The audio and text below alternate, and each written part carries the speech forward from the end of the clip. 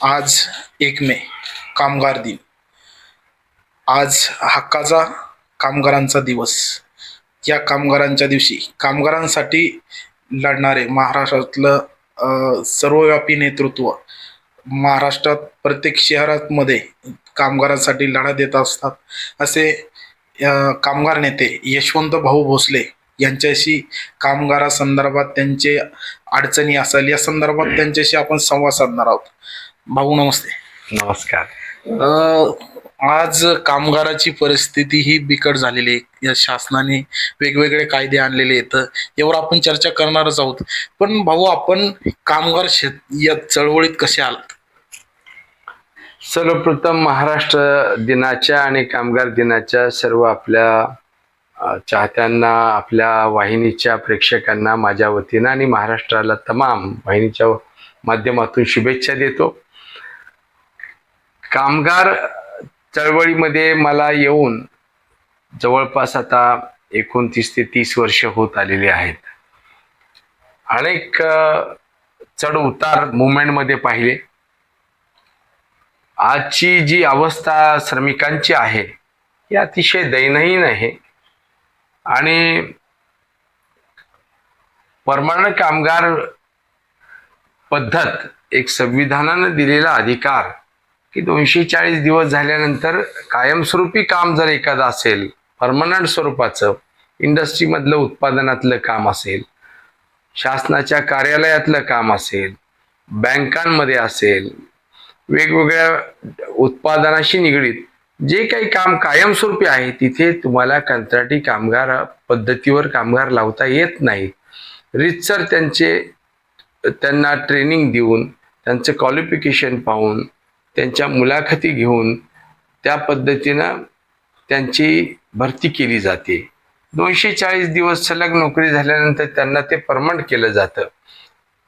रोज लाखो तरुण ग्रॅज्युएट होऊन, इंजिनियर होऊन, डॉक्टर होऊन बाहेर पडतात, 12वी होऊन बाहेर पडतात, ITI होऊन बाहेर पडतात. त्या लोकांना कुठेतरी जीवनामध्ये स्थिरता मिळावी की 240 दिवस झाल्यानंतर मला परमनंट नोकरी मिळेल, मी माझं स्वतःचं हक्काचं परमनंट नोकरी झाल्यानंतर परमनंटची पावती मिळते, गॅरंटी राहते नोकरीची, आणि त्याच्या आधारावर तो स्वतःचं घर घेतो, स्वतःचा TV घेतो, फ्रीज घेतो, तो 2 चाकी गाडी घेतो. हे सगळं तो बँकेत मार्फत लोनवर घेतो, कारण त्याला हमी असते 1 तारखेला 7 तारखेला त्याचा पगार होईल आणि ती पेमेंटची स्लिप पाहून बँका त्याला कर्ज देतात. आता कॉन्ट्रॅक्ट पद्धतीवर 80% वर्ग हा कंत्राटी पद्धतीवर जर श्रमिकांचा आणि युवकांची पिढी 80% पद्धतीवर कॉन्ट्रॅक्टमध्ये राहिली तर उद्या त्यांना पेमेंटची स्लिप, कॉन्ट्रॅक्टरच्या पेमेंटच्या स्लिपवर त्यांना कुठलीही बँक लोन देत नाही. त्याची प्रगती थांबणार आहे. तो गाडी घेऊ शकत नाही, स्वतःचं घर करू शकत नाही. उभी हयात फक्त कंत्राटी पद्धतीवर त्यांनी मिनिमम वेजेसमध्ये आयुष्य जगायचं आणि कुठल्याही मुलांना शिक्षण नाही येणार, त्याच्या भविष्यामध्ये तो कुठली प्रगती करू शकणार नाही. त्यामुळं खूप मोठं नुकसान त्या व्यक्तीचं होणार, त्याबरोबर देशाचं आणि राज्याचं पण होणार आहे. बरोबर भाऊ, आपण कामगारांच्या अडचणी सांगितल्यात सगळ्या गोष्टी.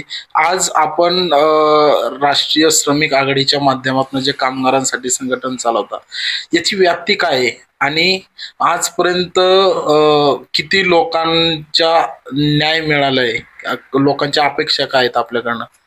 आता महाराष्ट्रभर अनेक विविध महानगरपालिकांमध्ये, अनेक कारखान्यांमध्ये, वेगवेगळ्या उद्योगांमध्ये राज्यभर राष्ट्रीय श्रमिक आघाडीचं जाळं पसरलेलं आहे. एकतर संवेदन कुठलंही सरकार असलं तर त्या सरकारवरती दबाव जो असतो तो भांडवलदारांचा, उद्योगपतींचा असतो आणि ते त्यांच्या पद्धतीनं कायदे करून घेतात. परंतु मगाशी मी बोलता बोलता राहिलो ते असं की उद्योगपतींनी सुद्धा आपल्यासारखे कायदे करत असताना सरकारला ते दबाव आणतात की उद्योग चालवायचा आहे, कारखाने आले पाहिजेत, इकॉनॉमिकली देश सदृढ झाला पाहिजे. हे जर तुम्हाला करायचं असेल तर आम्ही सांगतो आम्हाला काय अडचणी येतात कामगारांमध्ये, तर त्या पद्धतीचे कायदे बनवा म्हणून दबाव सरकारवर आणतात. परंतु मी उद्योगपतींना सुद्धा सांगेन की आपण सगळ्याच उद्योजकांनी हा हट्ट धरला की मला टेम्पररीच आणि कॉन्ट्रॅक्टमध्येच कामगार पाहिजे, तर उद्या सगळ्यात मोठा ग्राहक जो आहे या देशातला तो परमनंट कामगार आहे. त्याच्या हाताला दर महिन्याला 30-40 हजार रुपये पगार मिळतो. त्या पगाराच्या स्लिपवर तो बँकेकडून लोन घेऊन घर घेतो, फ्रीज घेतो, टीव्ही घेतो, अनेक जीवनावश्यक वस्तू घेतो. आज संपूर्ण मार्केटमध्ये परमनंट कामगार जो आहे तो मोठा ग्राहक आहे. उद्या त्याच्या हाताला परमनंटची पावतीच नसेल तर तो साधा फॅन घेणार नाही, टीव्ही घेणार नाही, रेडिओ घेणार नाही, जीवनावश्यक वस्तू घेणार नाही, मुलांना चांगलं एज्युकेशन देणार नाही. त्यामुळे हळूहळू मार्केटमध्ये जे काही उत्पादन बनवणाऱ्या कंपन्या आहेत, या पद्धतीची घरगुती उपकरणं असतील किंवा इतर काही त्याला रिलेटेड उत्पादन बनवणाऱ्या कंपन्या, फ्रीज असतील, टीव्ही असतील, ह्या सगळ्या कंपन्या ग्राहक संपल्यामुळे या देशातला त्या हळूहळू बंद होतील आणि देशाचा आर्थिक कणा हा परमनंट कामगार आहे. त्याच्याच हाताला पैसा आणि परमनंट नोकरी नसल्यामुळं मार्केट कोसळेल आणि या देशाचं आर्थिक नुकसान प्रचंड मोठं होईल. त्यामुळे प्रत्येक उद्योजकाला माझी विनंती आहे, आता इथे जे काही हॉस्पिटल चालतात, आता पुण्यासारख्या ठिकाणी मोठमोठे हॉस्पिटल आहे, ते पहिलं बघतात इन्शुरन्स पॉलिसी कितीची आहे. तो परमनंट असेल आणि इन्शुरन्स पॉलिसी असेल त्याच्याजवळ 2-3 लाखाची, तर त्याला त्या ठिकाणी उपचार दिले जातात. परंतु दुर्दैवानं तशी जर त्याला इन्शुरन्स नसेल तर हॉस्पिटल पण चालणार नाहीत भविष्यात, ती बाजारपेठ कोसळणार आहे. त्यामुळं देशात कायदे आणताना नक्कीच कामगारांनी, आपण कायद्याचं म्हणालात, कामगार कायदे आले होते काही वर्ष, म्हणजे 1-2 वर्षापूर्वी, तेव्हा प्रथम भाऊनी कामगार जे काळे कायदे आले होते त्यांच्या विरोधात आवाज उठवला होता. त्याचे पिंपरी चिंचवड शहर असेल किंवा महाराष्ट्र साक्षीदार आहे. सर, ते कायदे काय होते, आता त्या कायद्याचं स्टेटस काय? हे ID act, industrial dispute act आणि MRTU ऍक्ट, हे जे कामगारांना संरक्षण देणारे कायदे आहेत, त्याच्यामध्ये 240 दिवस सलग नोकरी केली की तो परमनंट व्हायचा. कायमस्वरूपी कामामध्ये तुम्हाला कंत्राटी कामगार लावता येत नाहीत. कामगाराला अचानक कामावून काढता येणार नाही, कारण त्याला तो परमनंट आहे, त्याला त्याची बचावाची बाजू मांडण्याची संधी द्यावी, वगैरे वगैरे अशा बऱ्याच त्याच्यामध्ये गोष्टी ज्या आहेत त्या होत्या. आता नवीन कोड जे आहेत, सगळे कायदे एकत्र केल्याने त्यांनी 4 कोड आणलेले आहेत.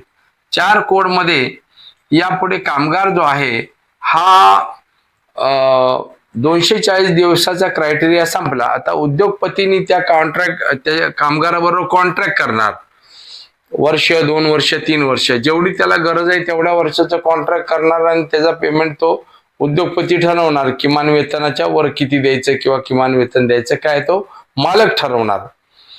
आणि उद्या 2 वर्ष, 3 वर्षाचं कॉन्ट्रॅक्ट संपलं की तो त्याला काढून टाकणार. माझा ह्याचा धोका असा आहे की तो काढून टाकल्यानंतर परत 3 वर्षांनी तो नोकरी गेल्यावर परत नोकरी शोधणार, तेवढे दिवस तो बेकार राहणार. जेवढा काळ तो बेकार राहील त्यासाठी कुठल्याही प्रकारचा त्याला भत्ता नसणार. जर त्यांनी लोन बिन घेतलं असेल तर बँका त्याचं घर गाडी जप्त करून टाकणार. म्हणजे त्याचा संपूर्ण उद्ध्वस्त होऊन जाईल तो आर्थिकदृष्ट्या, आणि त्याची मुलं शाळेत जात असतील त्यांना मध्येच काढावं लागणार आहे. त्यामुळे हायर अँड फायर जे हे नवीन धोरण जर आलं त्या पद्धतीचं, कारण सगळ्या उद्योगपतींचा दबाव सगळ्याच सरकारांवर आहे. हे बरेच वर्ष चाललंय हे कायदे आणण्याच्या संदर्भामध्ये. त्यामुळे हे कोड लागू झाले हायर अँड फायर. आता जर परमनंट नोकरीच नसेल आणि उद्या त्या व्यक्तीला, कामगाराला 4 वर्षांना नोकरी नाही मिळाली, आर्थिक कणा त्याचा मोडणारच आहे, परंतु देशाचंही त्याच्यामध्ये हित नाही. आणि दुसरं असं युनियन, आता तो कुठल्या युनियनकडे पण जाऊ शकणार नाही, कारण युनियन करायची असेल तर मालकाची परमिशन घ्यायची. आता कुठला मालक म्हणणार आहे की माझ्या इथं युनियनचा बोर्ड लावून? अहो, आम्ही कायदा आहे त्याला युनियन करण्याचा अधिकार आहे. आणि युनियन झाल्यानंतर त्या कंपनीच्या बाहेर नामफलक लावण्याचा तो अधिकार आहे युनियनला. आज एवढे अधिकार असताना, एवढे कायदे असताना देखील युनियन केल्याबरोबर कामगार नोकरीवरून काढून टाकलं जातं. आज ही अवस्था आहे. उद्या तर म्हणजे कायदे असताना आज ही अवस्था आहे. सस्पेंड एका दिवसात केलं जातं, 10 दिवसामध्ये त्या कामगाराला बडतर्फ केलं जातं, त्याच्यानंतर 15 दिवसात त्याचा सगळा कार्यक्रम उरकतात आणि त्याची मात्र नोकरी घेण्याची केस औद्योगिक न्यायालय असेल, कामगार न्यायालय, इथे 10-10, 15-15 वर्ष ती केस चालते. बरोबर आहे भाऊ. आजपर्यंत आपण अनेक कामगारांना कोट्यावधी त्यांचा मोबदला मिळवून दिलेला आहे. असे मोजके उदाहरण सांगाल का, म्हणजे तुम्ही त्याच्यात मोबदला मिळवून दिलेला आहे? आणि या माझ्या 29-30 वर्षाच्या कालखंडामध्ये अशा अनेक कारखान्यांमध्ये कंत्राटी कामगारांना निगोसिएशन करून, प्रसंगी आंदोलन करून काय त्या जवळजवळ 17 ते 17,500 कामगारांना आतापर्यंत आपण परमनंट केलेलं आहे. अनेक कामगार आज स्थिर झाले जीवनामध्ये. 1500-1600 पगार होते, आज 50,000 60,000 पगार त्या लोकांचे झाले. त्यांचं जीवनमान चांगल्या पद्धतीने उंचावलं गेलेलं आहे. भाऊ, तुम्ही एक पिंपरी चिंचवड महानगरपालिकेचा जे निकाल दिला, ऐतिहासिक निकाल होता, त्याच्यामध्ये मला वाटतं 500 का 550 कोटी रुपये मिळवून दिले. ते काय होतं?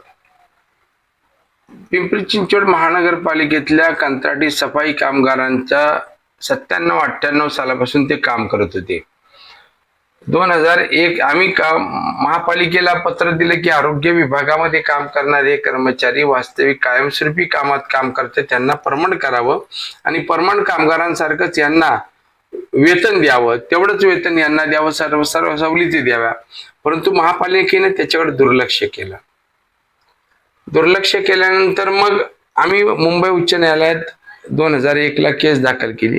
कामावून काढू नये म्हणून जस्टिस शहा साहेबांनी त्यावेळेस स्थगिती आदेश दिला आणि इक्वल वर्क इक्वल पे या लोकांना लागू होऊ शकतो का ते डिसाईड करायला त्यांनी ॲडिशनल कमिशनर यांना, लेबर यांना दिलं.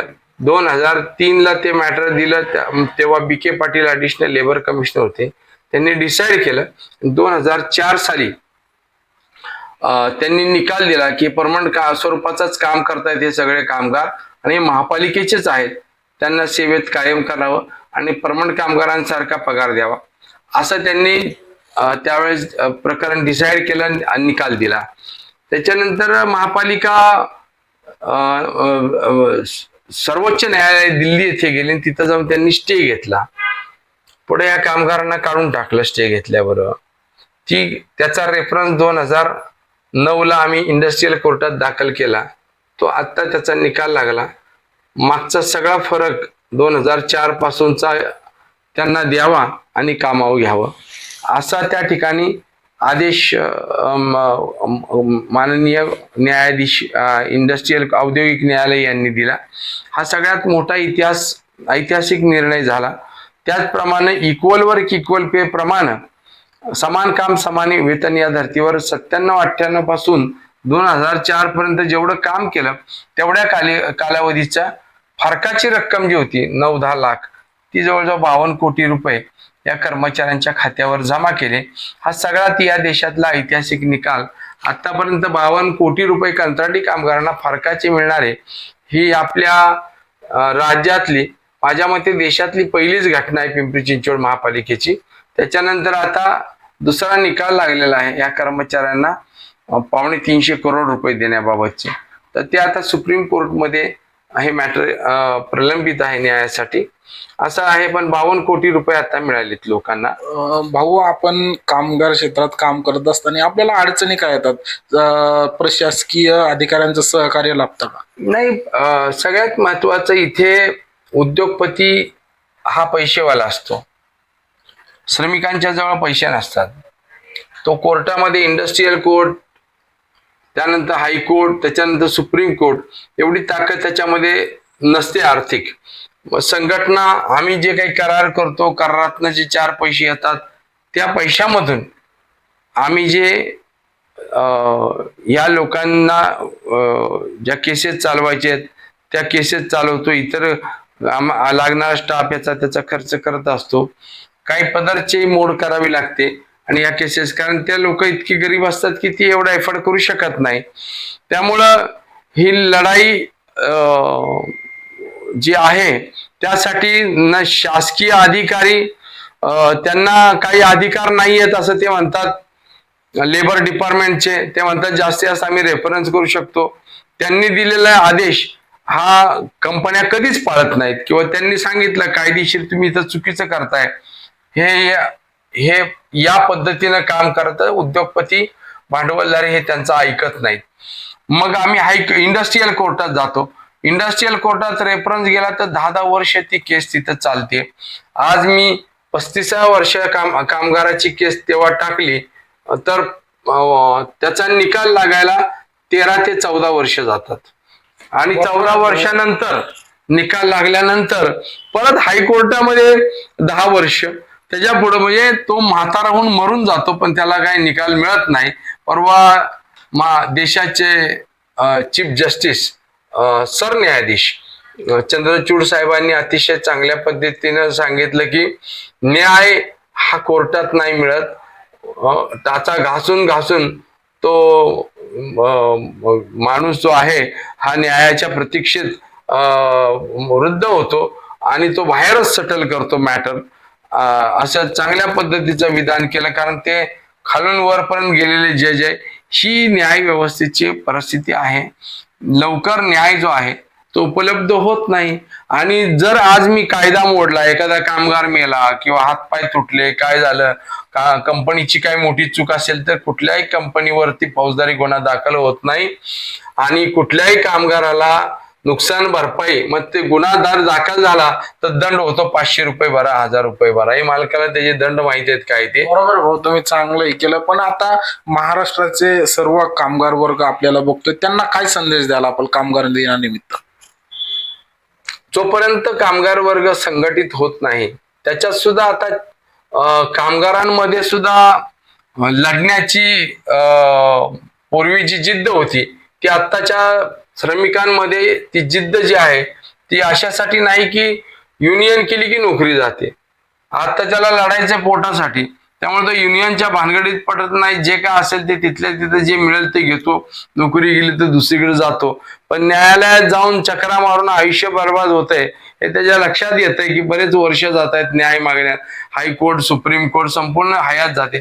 त्यामुळे जे मिळेल ते आता लोक न्याय हा विसरून जायचंय की ठीक आहे जे नशिबात आलंय ते भोगायचं आणि ते करत राहायचं. सरकारला एवढंच सांगेन मी की देश म्हणजे मेट्रो नाही, देश म्हणजे इंडिया गेट नाही, एसटी किंवा विमानं नाहीत. देश म्हणजे देशातला माणूस. तो जर सदृढ झाला, तो जर सुखी झाला, आर्थिकदृष्ट्या सक्षम झाला तर देशातली मार्केट हे चांगल्या पद्धतीनं आता खुलणार आहे. त्यामुळं श्रमिकांच्याकडं आणि शेतकऱ्यांच्याकडं दुर्लक्ष करू नका. आणि आता ठेकेदारांचंच कोंडाळं जास्त तयार झालेलं आहे, जे की या कंत्राटी कामगारांना किमान वेतन देत नाहीत, ESI देत नाही, PF देत नाही आणि त्यांच्यावर कुठलाच अंकुश नाही. त्यांनी त्यांचे किती पैसे लुबाडले तरी पाकिट माराने एखाद्या 100 रुपये लुबाडले तर त्याला लगेच गुन्हा दाखल होतो चोरीचा. इथं सर्रास कामगारांचे पैसे त्या ठिकाणी 27,000 मिळत असेल तर 10-12 हजार रुपये हातात दिले जातात असे. आणि ते राजाश्रयी घेतात ठेकेदार हे, आणि तेच पदावर पण असतात अनेक मी पाहिले. त्यामुळं न्याय सरकारकडून मिळणार नाही, न्यायालयात नाही मिळणार नाही. त्यामुळं कामगार जो आहे आमच्यासारख्या कार्यकर्त्यांच्यावर थोडा आव असून बघतोय. आम्ही सुद्धा आता हातबल झालोय. साधा पूर्वी निदान बैठका लागायच्या मंत्रालयात, आता त्याही बंद झालेल्या आहेत. त्यामुळं येणारा काळ हा खूप दुर्दैवाचा असेल. सरकारला विनंती आहे, श्रमिक जगला तर उद्याचा विकास होणार आहे. एवढंच. आपल्यासोबत होते कामगार नेते यशवंतराव भोसले यांनी कामगाराच्या अडचणी आणि कामगाराच्या संघटना आणि सरकारची जी धोरणे त्याच्यावर अतिशय चांगल्यापणे भाष्य केलेलं आहे. आपण बघत होतात लोकन्याय न्यूज लाईव्ह. मी सूरज. धन्यवाद.